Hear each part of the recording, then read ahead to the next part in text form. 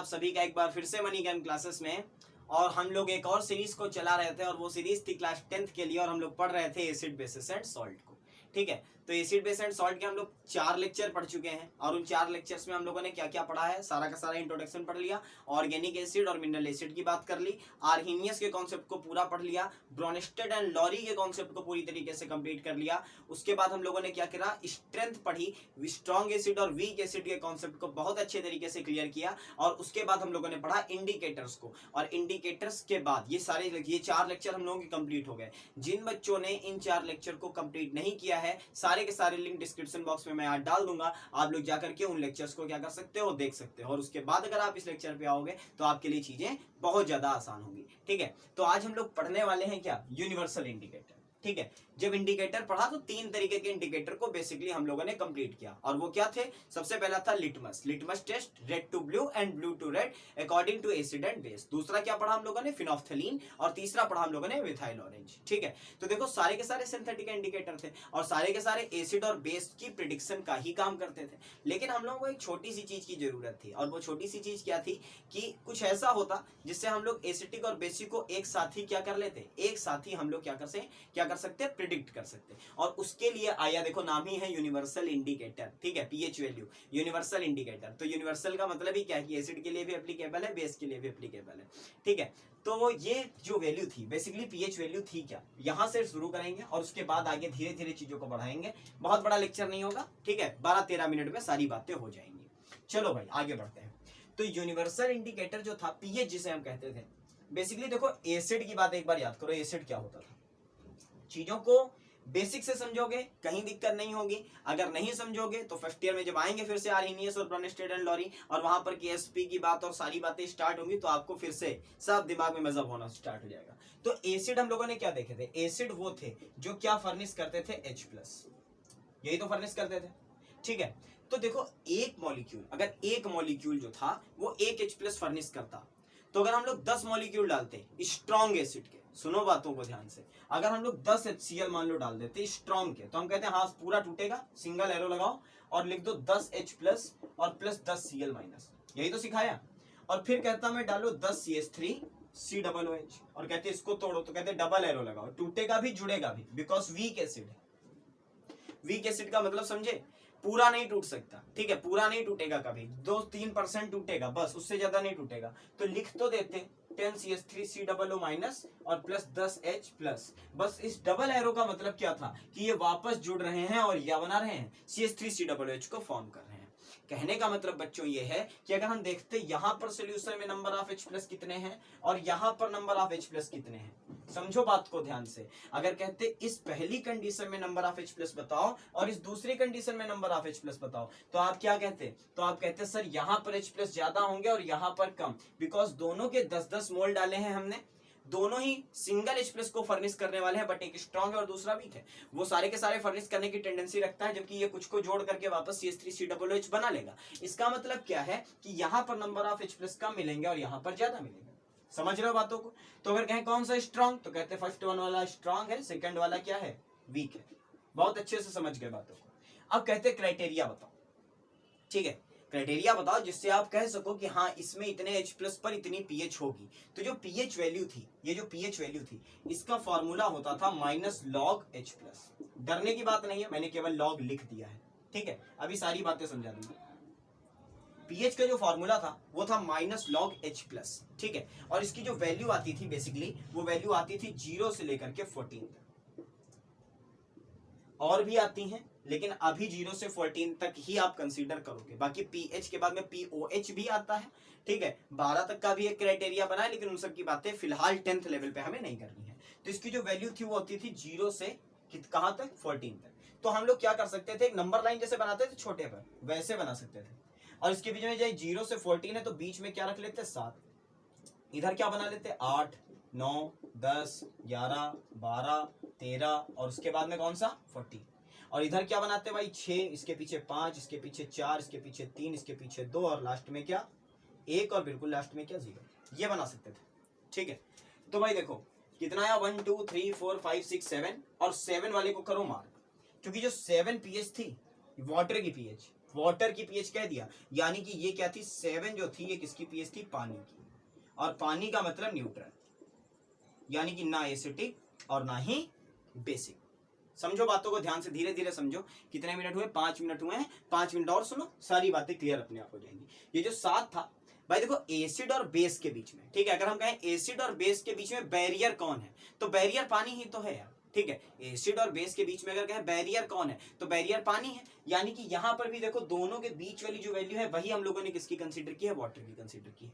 अब अगर कहते हैं पीएच क्या है, इससे कम आए, 7 से कम, तो जैसे जैसे 7 से कम होती जाएगी आपका कौन सा करेक्टर बढ़ेगा, एसिटिक करेक्टर, ठीक है, यानी कि एसिडिटी बढ़ती जाएगी। और जैसे जैसे हम लोग 7 से आगे जाएंगे कौन सा करेक्टर बढ़ेगा आपका, बेसिक, यानी कि 7 से अगर वैल्यू आपकी ज्यादा आई है तो बेसिक चीज है, और अगर 7 से कम आई है तो वो एसिडिक चीज है। तो अब एसिड का मतलब क्या, याद करने के तरीके हैं छोटे छोटे, बना लो दिमाग में। एसिड का मतलब खतरा और खतरे का मतलब रेड, यानी कि जब हम लोग 7 से क्या करेंगे, पीछे की तरफ जाएंगे, तो पहले हमको कैसा कलर मिलेगा, ऑरेंज, और धीरे धीरे वो डार्क होता जाएगा, और जैसे ही हम लोग हार्ड एसिड की तरफ बढ़ेंगे वो कलर कैसा हो जाएगा, रेड हो जाएगा, लाल, सुर्ख लाल, ठीक है। और लाल का मतलब खतरा, और खतरे का मतलब क्या याद रख सकते हो, एसिड है। तो जो दूसरा वाला कलर है वो किसके लिए है, बेस के लिए है। तो जैसे जैसे हम लोग 7 से आगे जाएंगे कलर कैसा होने लगेगा, ब्लू, पहले हल्का सा आसमानी होगा, उसके बाद कैसा हो जाएगा, ब्लू, और लास्ट में जाते जाते अगर NaOH जैसी चीजों की बात करें तो कैसा हो जाएगा, पर्पल, ठीक है। पर्पल का मतलब डार्क, बिल्कुल डार्क बैंगनी कलर का एकदम हो जाएगा। तो हमारे पास में पीएच इंडिकेटर कोई बहुत बड़ी चीज नहीं थी, पीएच इंडिकेटर था एक ऐसा स्ट्रिप। सब कुछ तो लिख दिया बोर्ड पर, कहीं कुछ बचा नहीं है। चलो ये 0 से 14 की बात हो गई, ठीक है। तो जो हमारे पास में होती थी, कैसी होती थी, एक स्ट्रिप होती थी ऐसी, बस इतनी बड़ी स्ट्रिप। और इस स्ट्रिप को क्या करते थे हम लोग, इस स्ट्रिप को हम लोग सोल्यूशन में डिप करते थे, इस स्ट्रिप को सोल्यूशन में डिप करते थे। और उसमें पीएच के अकॉर्डिंग, जो मीटर होता है उसमें पीएच के अकॉर्डिंग क्या लगी होती थी, पीएच के अकॉर्डिंग कलर के सामने, जैसे डार्क रेड है तो 2 या 2.5, ठीक है। थोड़ा सा अगर क्या है, वीक एसिड है हमारा, तो कितना होगा, 6.5 या 6 से 5 के बीच में होगा, तो वहां पर हल्का सा ऑरेंज कलर। तो कलर सेटअप होते थे। और इसी तरीके से बेस के लिए, अगर हार्ड बेस है, कोई बहुत तगड़ा बेस है, मजबूत बेस है, ठीक है, सारे के सारे OH माइनस फर्नेस कर रहा है, तो कैसा होता, डार्क ब्लू या पर्पल कलर का, ठीक है। तो जब हम लोग क्या करते थे, इस स्ट्रिप को, जो पीएच स्ट्रिप होती थी, इसे डिप करते थे, तो ये अपना कलर चेंज करती थी। और जब कलर चेंज करती थी तो अगर रेड की तरफ जितना ज्यादा रेड हो गई उतना ज्यादा एसिटिक, और जितना ज्यादा ब्लू की तरफ जा रही है उतना ज्यादा क्या, बेसिक। और करते क्या थे, जो मेन मीटर होता था उसमें पीएच लिखी होती थी अकॉर्डिंग टू कलर। और हम लोग जैसे वो, अब हंसी वाली बात हो जाएगी, फेयर एंड लवली का ऐड देखा है सभी लोगों ने, क्या होता था कि पहले दिन ऐसा, दूसरे दिन इससे ज्यादा, तीसरे दिन इससे ज्यादा, और 7वें दिन एकदम फेयर हो गए, ठीक है। बस बिल्कुल उसी तरीके से क्या करते थे, बगल में रख के यार मैच कर लेते थे कि किसके सामने हमारा कलर मैच कर रहा है, और जिसके सामने कलर मैच कर जाता था वही क्या होती थी, पीएच होती थी। तो ये तो प्रैक्टिकल है भाई कि हाँ, अगर आपको देखना है कि इसकी पीएच कितनी होने वाली तो डिप करो, और उसके बाद में क्या कर लो, कलर मैच कर लो। लेकिन ये कॉन्सेप्ट नहीं है, कॉन्सेप्ट यहाँ है, ठीक है। चलो भाई मजाक की बात हो गई, कॉन्सेप्ट पे आए तो हम लोगों को पता है कि H+ is not an stable ion, ठीक है।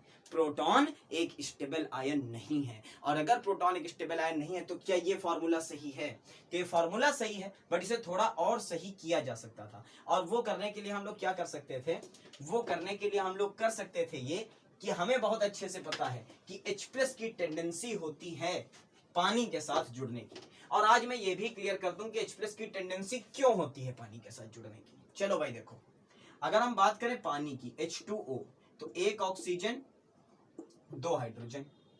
अच्छा, 9th हाई स्कूल देखो सब लोग पढ़ चुके हो, 9th तो पढ़ाई स्ट्रक्चर ऑफ एटम तो सबने पढ़ा है, ठीक है। इससे कोई नहीं मना कर सकता कि 9th वाली किताब का 4था चैप्टर नहीं पढ़ के आए हैं हम, ठीक है। और जिन्होंने नहीं पढ़ा वो ये बात सुने कि ऑक्सीजन के पास अगर हम लोग देखें तो ऑक्सीजन का एटॉमिक नंबर कितना, 18 होता है, 2,6। ये electronic configuration according to half power, यानी कि बाहरी ऑर्बिट में इलेक्ट्रॉन होते हैं 6, और हाइड्रोजन की बाहरी ऑर्बिट में इलेक्ट्रॉन होता है केवल 1, ठीक, ये तो पता है सभी को।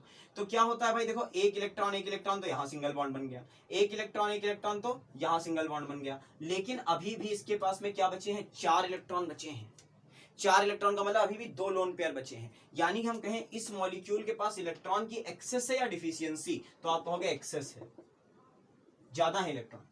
इस मॉलिक्यूल इस एटम के पास, बीच वाले ऑक्सीजन के पास अभी भी फ्री इलेक्ट्रॉन मौजूद है। तो अगर कोई क्या आता है, अगर हाइड्रोजन ने क्या किया, अपना एक इलेक्ट्रॉन छोड़ा, H+ बनाया, +1 इलेक्ट्रॉन अपना डोनेट कर दिया, तो इस H+ की टेंडेंसी क्या होगी कि इस एक्सेस वाली जगह पर जुड़ो, क्योंकि ये इलेक्ट्रॉन का डिफिशिएंट है और ये इलेक्ट्रॉन का इफिशिएंट है, तो ये तुरंत इसके पास जुड़ेगा और क्या बना देगा, बना देगा H3O+ आयन। ठीक है, क्या बनाएगा, H3O+ आयन, जिसे हम लोग क्या कहते थे, हाइड्रोनियम।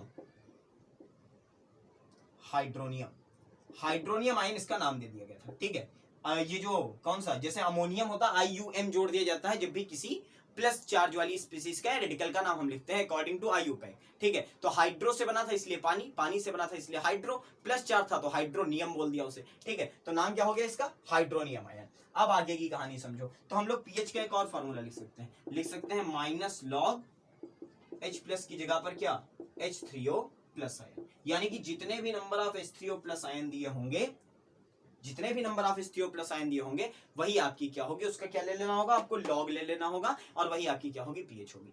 अच्छा, आप देखो, मुझे पता है बहुत अच्छे तरीके से कि जिन लोगों ने यूपी बोर्ड की किताबें क्लास 9th में पढ़ी हैं, वो इस लॉग से थोड़ा थोड़ा अवेयर है। ठीक है, क्योंकि उनके में चैप्टर था लॉग, उन्होंने थोड़ा बहुत पढ़ा, उनको log m+n log m-n के फॉर्मूलाज पता है।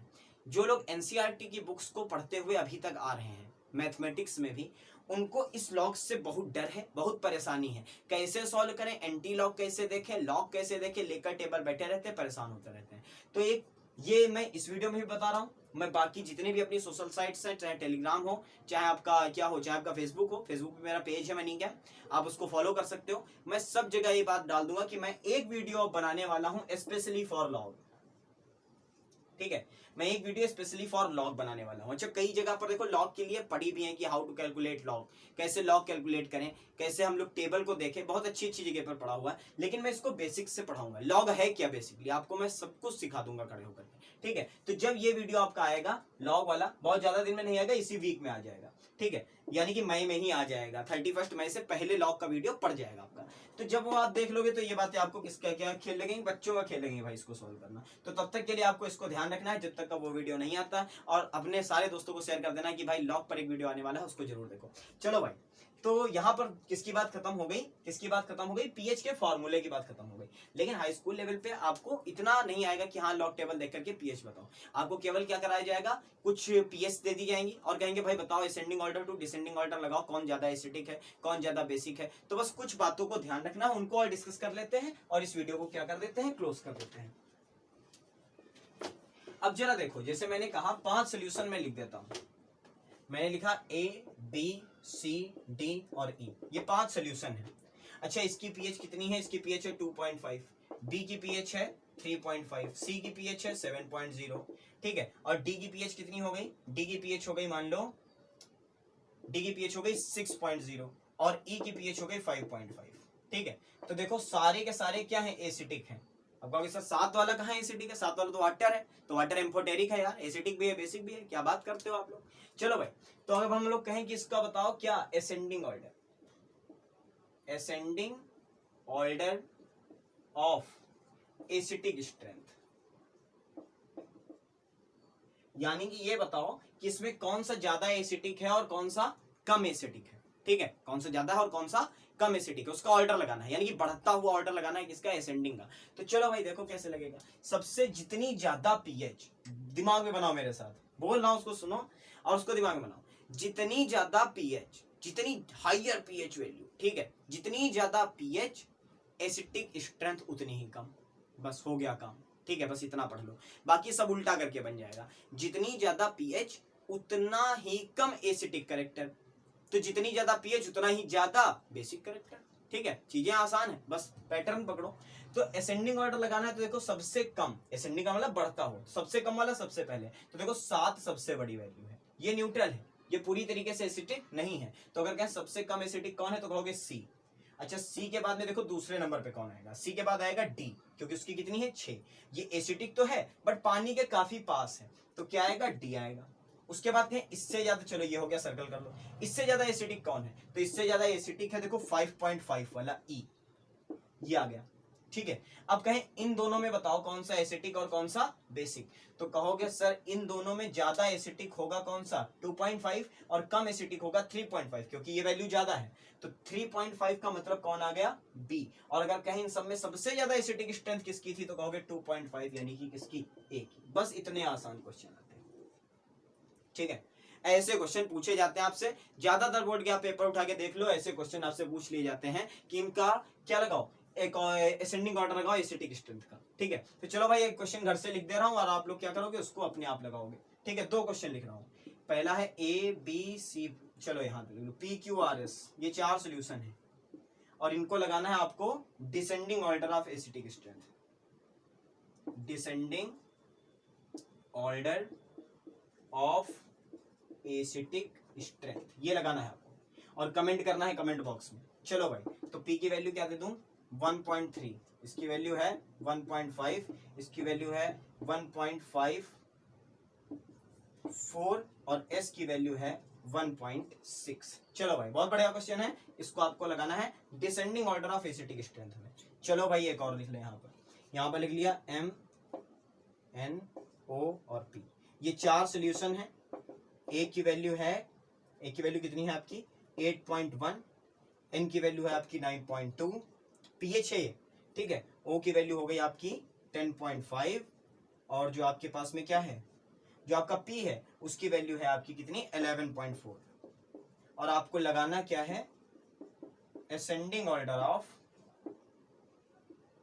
Basic strength.